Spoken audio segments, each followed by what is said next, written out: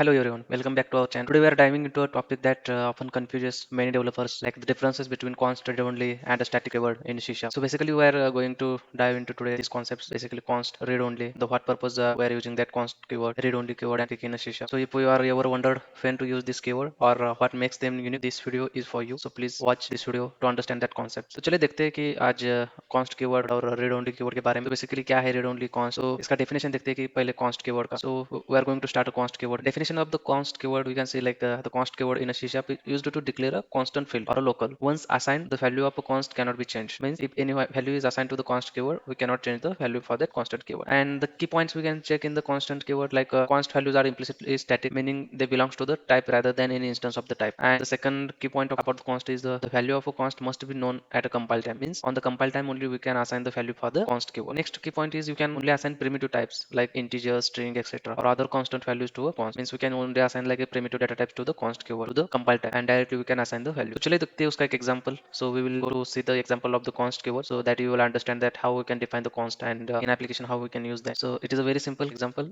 In a class like you used one property example of the const keyword like a public const double pi equal to 3.14. That value is we defined in the class math constants and using the const keyword. So when we try to remove or reassign the value in the next line using the pi keyword, pi variable, so you cannot do that because once the value is defined, you cannot change that value in the const keyword. So in this example, p1 is a constant value that cannot be modified, and it's associated with the math constants class. So, we will see the next read-only keyword. So the read-only keyword, we will see the definition first and then key points about the key read-only keyword, and next we will go to the example like how the key read-only is work. So we will see the definition. The read-only keyword is used to declare a field that can only be assigned during initialization or in a constructor. After that, its value cannot be changed. Means what? The keyword, the read-only keyword is used to declare a field that can only be assigned during initialization or in a constructor. After that, its value cannot be changed. Key point is unlike read-only can be assigned a runtime, making it suitable for values that are determined during object construction. Read-only fields can be used for reference types and structures, not just the primitive types. So as compared to the const, you saw the const is only for the primitive, right? So in the case of the read-only,